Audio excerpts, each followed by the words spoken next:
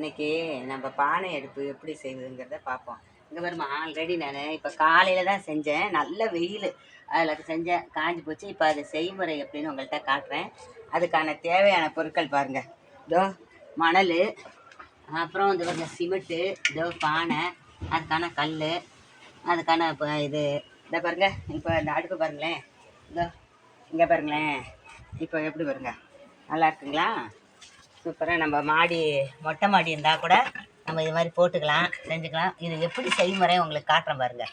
இதை பாருங்க, இப்படி வச்சு எப்படி வேணும்னா நல்லா இதுங்க. மொட்டை மாடியிலையும் நீங்கள் செய்யலாம், வெந்நீர் போட்டுக்கலாம், வேஸ்ட்டான பொருள்லாம் வச்சு. இதை பாருங்கள், செய்முறை காட்டுறேன் பாருங்கள். இதை பாருங்கள், இது நமக்கு அடுப்பு செய்யணுங்களா, அது வாசி நம்ம என்ன செய்கிறோம். இந்த பாருங்கள், இந்த ஒரே நிமிஷம் தான். ஏன்னா இது போட்டு வச்சுருந்த காட்டினா லேட்டாகும். ஒரு ரூபா காய்ச்சி வச்சுட்டு அதுக்கப்புறம் இந்த பாருங்க, உங்களுக்கு 2 முறை சொல்கிறேன். உங்களுக்கு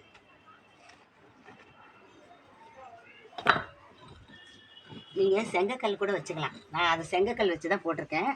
இந்த மாதிரி கல்லும் வச்சுக்கலாம், சிமெண்ட்டு கல்லும் வச்சுக்கலாம். இது சிமெண்ட்டு,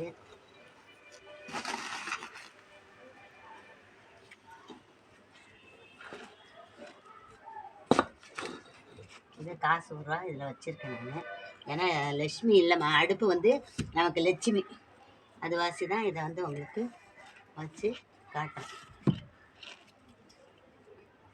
இது உங்களுக்கு ஈஸியான முறையில் செஞ்சு காட்டுற மாதிரி. இந்த பாருங்க, இந்த பானையை வைக்கணும். அப்போ அந்த பானைக்கு எவ்வளோ அகலம் வேணுமோ அந்த அகலத்தை நம்ம வச்சுக்கணும்.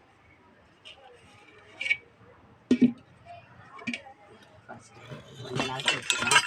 கல் வெயிட்டாக இருக்குது. இது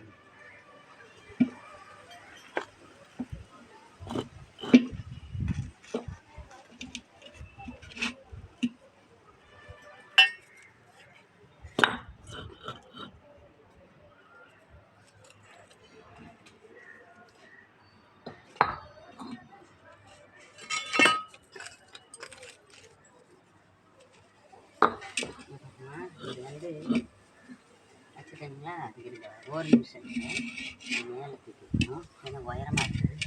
அடியில் கொஞ்சம் மண் போட்டுக்கணும். இந்த மணல் வச்சுருக்கோங்களா, இந்த மணல் கொட்டிக்கலாம். நாங்கள் எடுத்து வரேன். ஏன்னா உங்களுக்கு மேடு கல் உயரமாக இருக்க வாசி உனக்கு இதை போடுறேன். வந்துருச்சுங்களா. இப்போ நம்ம என்ன செய்கிறோம், இதுக்கு இந்த இடையில எல்லாம் பாருங்களேன். இதான் இப்போ இந்த 3 கல் இப்படி வைக்கிறோம். இதுக்கு இப்படி வந்துடும் உங்களுக்கு. இந்த இடையில என்ன செய்கிறோம், இந்த பாருங்களேன், இந்த துண்டு கல்லெல்லாம் போட்டுட்டு இதுக்குள்ளே போட்டுட்டு நீங்கள் இந்த இருக்குங்களா, இந்த மணலும் அந்த சிமெண்ட்டும் போட்டு குழச்சி இதில் சுற்றிலும் போட்டு இது நிற்கணும். இன்னும் வேணாலும் உங்களுக்கு கொஞ்சம் தூக்கி விட்டுக்கலாம். இந்த மணலுக்கு எடுத்துடுவாங்க. இன்னும் உயரத்துக்கு, ஏன்னா கல் உயரமாக இருக்குது. அது வாசி எடுத்து காட்டுறேன். இப்போ கரெக்டாக வச்சுருவாங்க. மணலை உங்களுக்கு சிமெண்ட் இல்லையா, வேணாமா, இது இருக்குது பாருங்களா, மண், களிமண்ணோ செம்மண்ணோ வச்சு சுற்றிலும் பூசி இந்த பாருங்க, இந்த கல்லெல்லாம் வச்சுருந்துக்கலாம். இந்த இடத்துல இந்த பாருங்க, இது மாதிரி தான் இதெல்லாம் வச்சு பூசிட்டு இதோ இதான் உங்களுக்கு கொண்டை வைக்கிறது. இதான் இந்த முறையில் தான் செஞ்சுருக்கேன். இதோ பாருங்க,